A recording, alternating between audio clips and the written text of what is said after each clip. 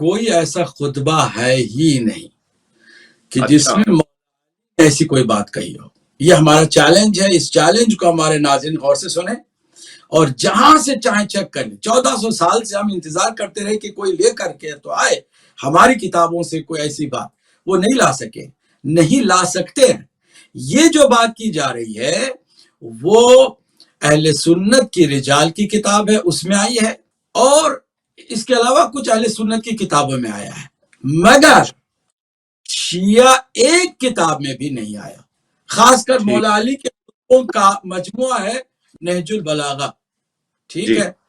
اب میں چاہوں گا کہ نہج البلاغہ میں جاننا چاہیں کہ حضرت عمر, حضرت ابو بکر اور حضرت عثمان کے لیے مولا علی نے خطبے میں کیا فرمایا, تو آپ اس کو دیکھ سکتے ہیں. میں چاہوں گا کہ ہمارے جو پروڈیوسر صاحب ہیں وہ اس خطبے کو, یہ خطبہ نمبر 3 ہے. اہل سنت کے ہاں بھی اس خطبے کی بہت ساری جھلکیاں موجود ہیں. اس خطبے کا مشہور نام جو ہے وہ شقشقیہ ہے, خطبہ شقشقیہ.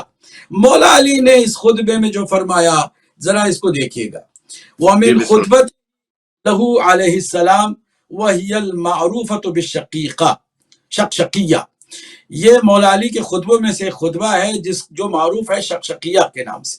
اما, اب یہ خطبہ یہاں سے شروع ہوتا ہے. مولا علی نے جو فرمایا, آگاہ ہو جاؤ, وَاللَّهِ لَقَدْ تَقَمَّصَهَا ابن ابی قحافہ وَإِنَّهُ لَيَعْلَمُ أَنَّ مَحَلِّ مِنْهَا مَحَلُّ الْقُطْبِ مِنَ الرَّحَا. یہ سب سے پہلے حضرت ابو بکر کے لیے لکھا, فرمایا مولا علی نے فرمایا کہ حکومت کا لباس, خلافت کا لباس ابن ابی قحافہ نے واللہ پہن لیا. دیکھیں نا, لباس خلافت کا ابن ابی قحافہ یعنی کون, حضرت ابو بکر, پہن لیا جبکہ وہ خوب جانتے تھے. یہ دیکھیں نا, لَيَعْلَمْ, کہ وہ خوب جانتے تھے کہ میرا مقام, میرا مرتبہ امت کے درمیان ویسے ہے جیسے کوئی چکی کے پاٹ کی درمیانی کیل ہوتی ہے. اگر وہ کیل نہ ہو تو چکی کے دونوں پارٹ کام نہیں کر سکتے, ایک دانے کو وہ پیس نہیں سکتے, ایک معمولی سا بھی کام اس چکی سے نہیں لیا جا سکتا جب تک کہ وہ درمیانی کیل نہ ہو, کہ دونوں کو گھمانے اور ادھر ادھر ہونے سے روکتی ہے وہ کیل. مولا فرماتے ہیں میری مثال اس کیل کی ہے کہ جو چکی کے 2 پارٹ کے درمیان میں ہے, کہ اس کے بغیر چکی چل ہی نہیں سکتی. یعنی کسی کی بھی حکومت میرے بغیر چل ہی نہیں سکتی, نہ حضرت ابو بکر کی, نہ حضرت عمر کی, نہ ایسے تاریخ نے دیکھا بھی ہے, تاریخ نے اس کو سمجھا بھی ہے. اس کو حضرت عمر نے اور حضرت ابو بکر نے بار بار ریئلائز بھی کیا ہے. 70 مرتبہ سے زیادہ اہل سنت کی کتابوں میں آیا ہے کہ حضرت عمر نے فرمایا کہ اگر علی نہ ہوتے تو میں ہلاک ہو جاتا. یعنی بتا رہے معیار ہے حکومتوں کو چلانے میں, مولا علی کے بغیر کسی کا کچھ بھی چارہ نہیں ہے.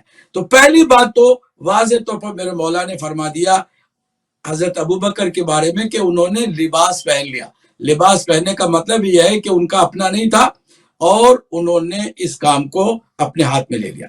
آگے فرمایا کہ ينحدر عني السائل ولا يرقى الى الطير, کہ میں ایک ایسا, یہاں ترجمے کو بھی میں اگر اسی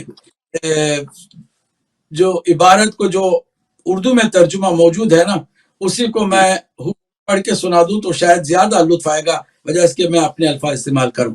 دیکھیے, خدا کی فرزند ابو قحافہ نے پیرہن خلافت کو پہن لیا, حالانکہ وہ میرے بارے میں اچھی طرح جانتا تھا کہ میرا خلافت میں وہی مقام ہے جو چکی کے اندر اس کی کیلی کا ہوتا ہے. میں وہ بلند ہوں جس پر سے سیلاب کا پانی گزر کر کے نیچے جاتا ہے اور مجھ تک پرندہ بھی پر نہیں مار سکتا.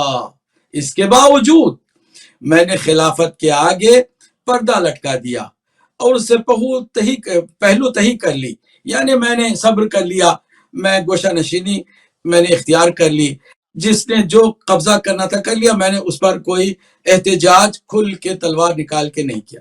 وہ سوچنا شروع کیا کہ اپنے کٹے ہوئے ہاتھوں سے حملہ کروں یا اسے بھیانک اس سے بھیانک تیرگی پر صبر کر لوں. اب ایسی حالت میں کیا کروں؟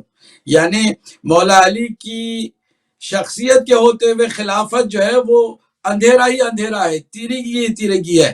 آیا میں تیرگی پر صبر کر لوں یا پھر ان کٹے ہوئے ہاتھوں سے جا کر کے حملہ کروں اور اپنا حق لینے کی کوشش کروں؟ تو فرماتے ہیں کہ جس میں یعنی یہ جو تیرگی ہے نا، یعنی جو خلافت کا انحراف ہوا اور غدیر کے واقعے کو چھوڑ کے لوگوں نے ثقیفہ کی طرف توجہ کر لی، اس کا جو نقصان ہوا اس کی طرف اشارہ فرما رہے ہیں کہ اگر سن رسیدہ کے اوپر ایسی تیرگی پیدا آئے تو بالکل وہ ضعیف ہو جائے، اور اگر بچے پر یہ طاری ہو جائے تو وہ بوڑھا ہو جائے، اور مومن اس جدوجہد کرتا ہوا اپنے پروردگار کے پاس پہنچ جاتا ہے. مجھے اس اندھیر پر صبر ہی قرین نظر آیا. فرمایا صبر کرنا ہی مناسب لگا، اس لیے میں نے صبر کا دامن تھام لیا. یہ کون ہے؟ یہ حضرت ابوبکر میں مولا علی کے الفاظ ہیں. لہذا میں نے صبر کیا، حالانکہ آنکھوں میں، دیکھیے کتنا دردناک جملہ ہے، حالانکہ آنکھوں میں غبار و اندوہ کی خلش تھی اور حلق میں غم و رنج کے پھندے لگے ہوئے تھے. میں اپنی میراث کو لٹتے دیکھ رہا تھا، یہاں تک کہ پہلے نے اپنی راہ لی، یعنی حضرت ابوبکر نے، اور اپنے بعد ابن خطاب کو دے گیا. پھر حضرت نے بطور تمثیل ایک شعر پڑھا جو شاعر تھا، اس کا نام آشا، اس شعر کا بھی مولا علی نے تذکرہ کیا تمثیل کے طور پر.